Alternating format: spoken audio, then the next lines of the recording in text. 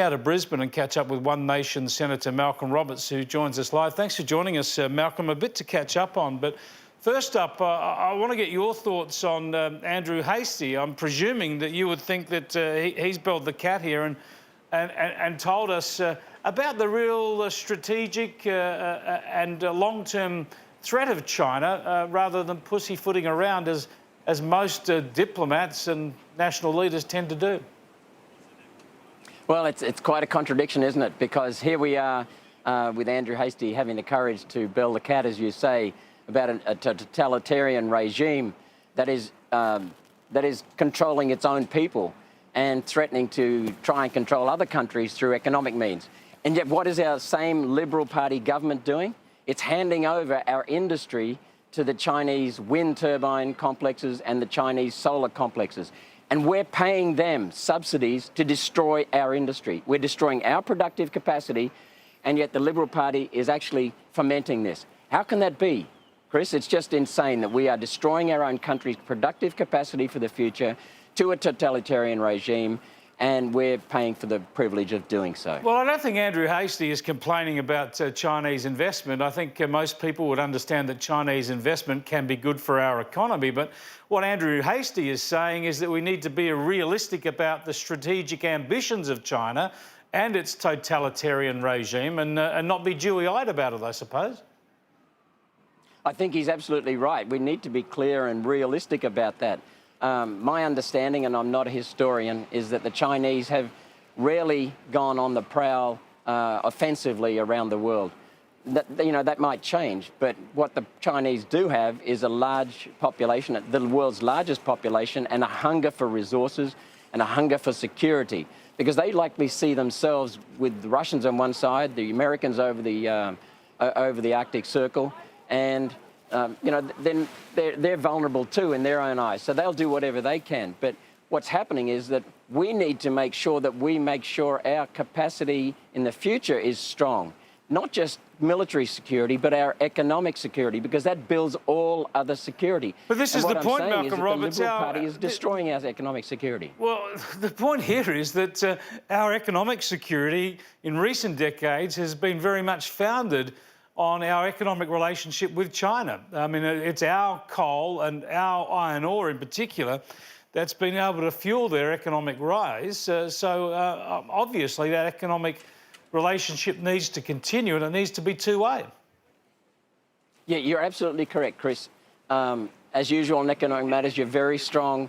But what I'm saying is that we are destroying our productive capacity, because the Chinese are using our coal to have cheap electricity, which drives their industry. And what they do with that is send us wind turbines and solar panels that we subsidise them for, and that increase the cost of our energy and our industry, and we're destroying our productive capacity. Yeah, I mean, I want to come to our renewable energy sector in just a moment, but in the end, surely you're not arguing against Chinese investment in Australia. Surely we need to continue to welcome Chinese investment in Australia, just as we welcome the massive amounts of dollars we get from exporting our materials to China. Yes, we welcome foreign investment, but not foreign control. And we note that the Chinese won't allow Australians to buy land in China, but we allow the Chinese to buy land in Australia. And I'm told that the Foreign Investment Review Board has 1 full-time employee and 6 part-time employees, and that small group processes 1,100 applications a year, just churning through them. They can't do it any justice. So what I'm saying is that our economic security is on a thread, our security with regard to our assets is on a thread, and Andrew Hastie is correct, but the Liberal Party is turning a blind eye to the reality that we could be destroying our economic security. Continue to have investment, continue to have the exchange economically with China, wonderful.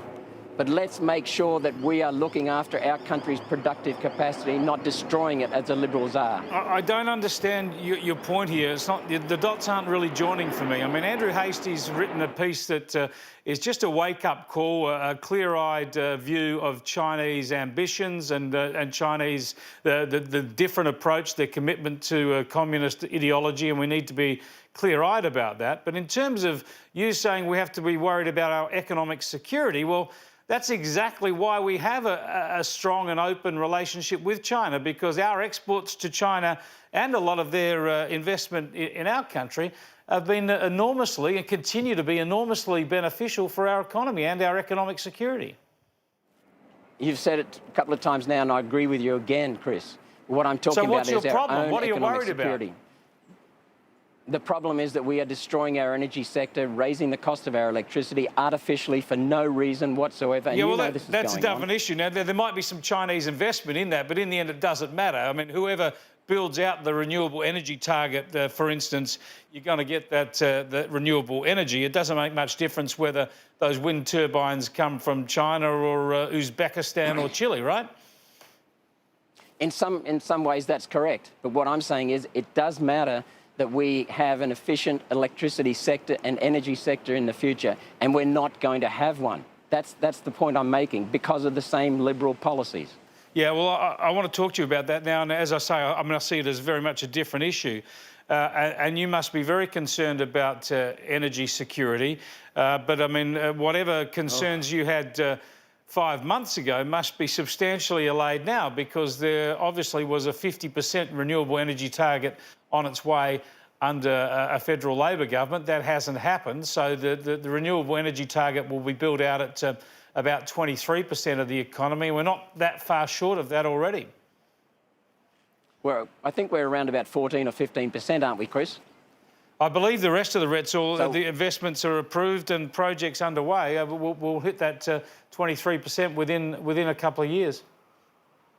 So another 50% more, another 8%, 50% more, and so that means that we'll expect much higher electricity costs in the future. Yet again, artificially done based on a lie.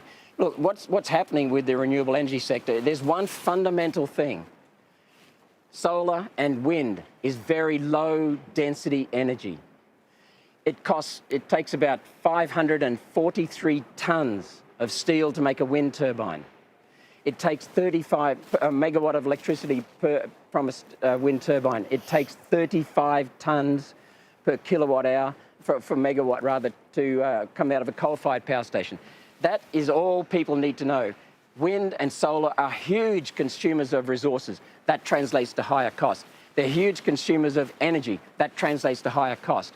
And what's more is the solar and the wind are low density energy sources, which means they're not going to give us reliable energy. They're not going to give us they're not going to give us adequate energy in terms of quantity. So we're on a hiding to nothing here, because we're destroying a competitive sector. We had the world's cheapest electricity prices.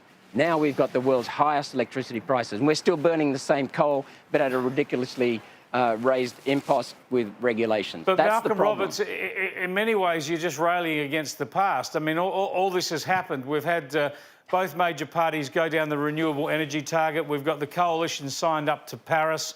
Those policies are in place. They're looking to buttress our energy sector with more dispatchable power.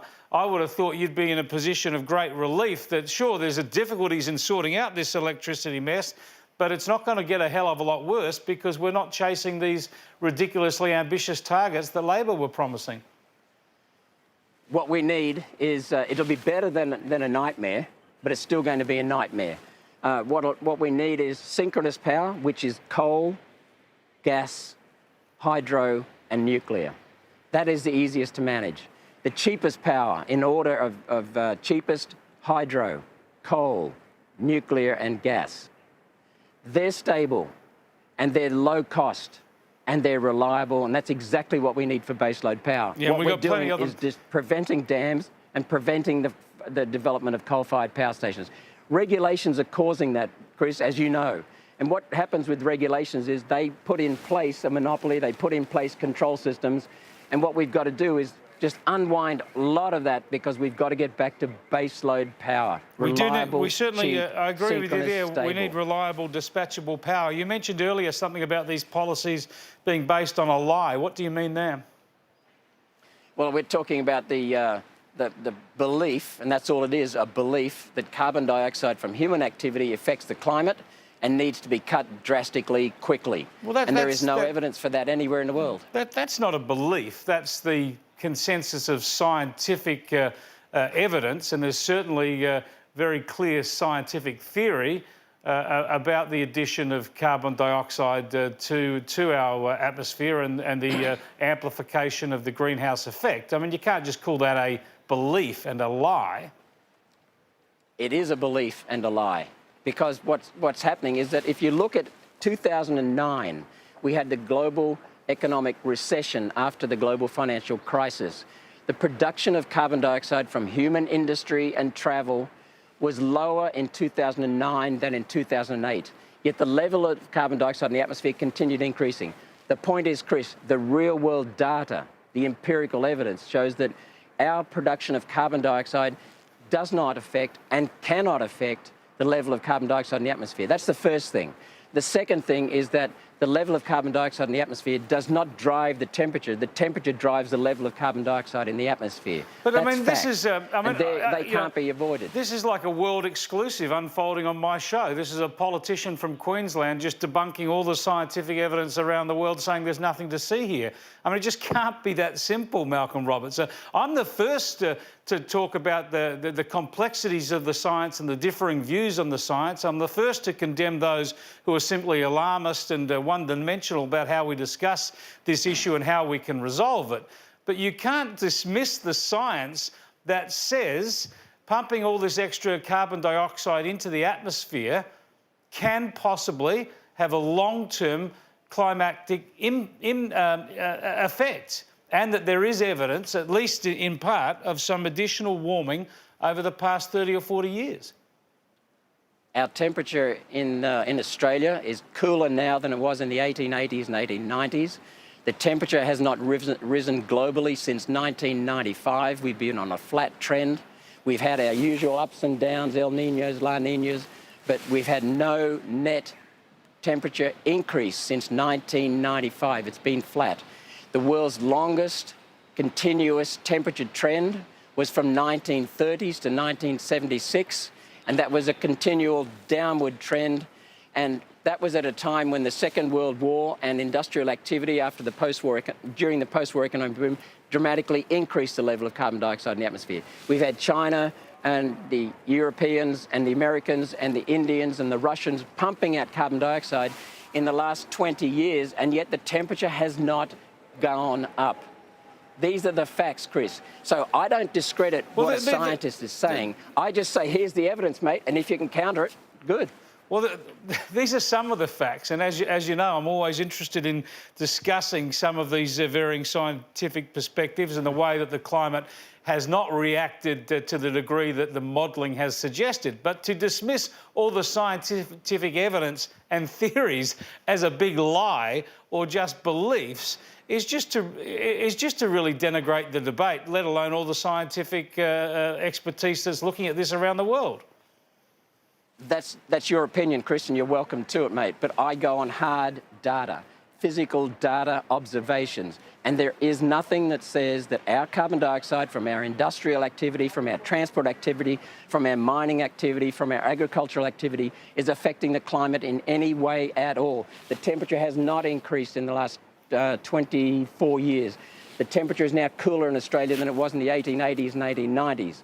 And they're facts. All I need is for you to give me a counter that shows those facts are wrong. I'm happy to look at it. Well, as you know, the IPCC and others will put out their global average temperatures and show that there has been an increase over the past few years, even though we had that plateau for 15 years that confounded them. But they'll show something of an increase now. Flat since 1995. All right, well, we'll have to leave it there. Thanks very much, Malcolm Roberts. Always good to talk to you. Same here, Chris. Thanks, mate. Never know where you're going to end up when you start chatting about these issues, but, you know, I think we can leave the big lie of global warming behind. I think we've got to give the scientists some credit, even if we think a lot of activists are pretty one-dimensional and alarmist about it all. Let me know.